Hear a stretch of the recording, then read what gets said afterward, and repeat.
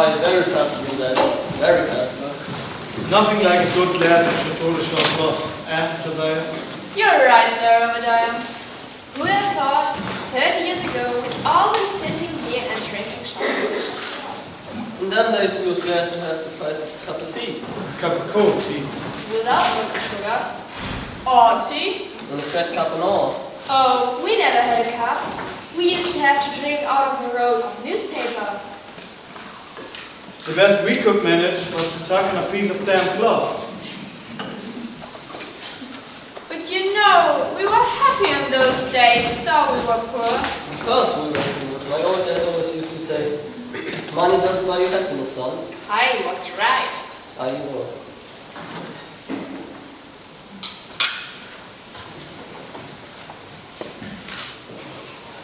But I was happier that I had nothing. We used to live in this tiny old house with big great holes in the roof. House? Ha!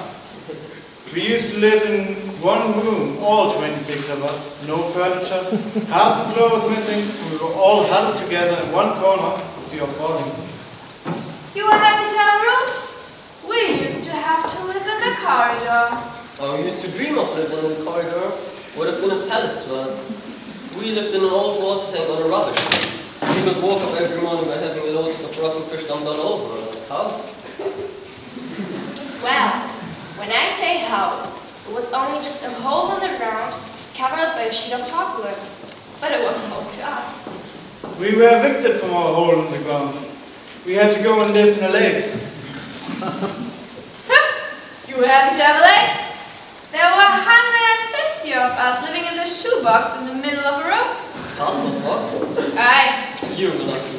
We lived for 3 months in a paper bag in a septic tank. We used to have to get up at 6 in the morning, clean the paper bag, eat a crust of stale bread, go to work down at noon, work 14 hours a day, week in, week out, for £6 a week. And when we got home, our dad would push us to sleep in his bed. Luxury.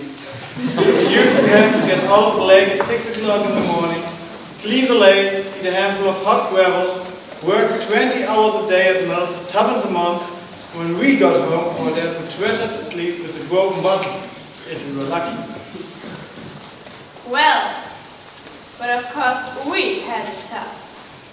We used to have to get up out of our shoebox at 12 o'clock at night to lick the road clean with our tongue.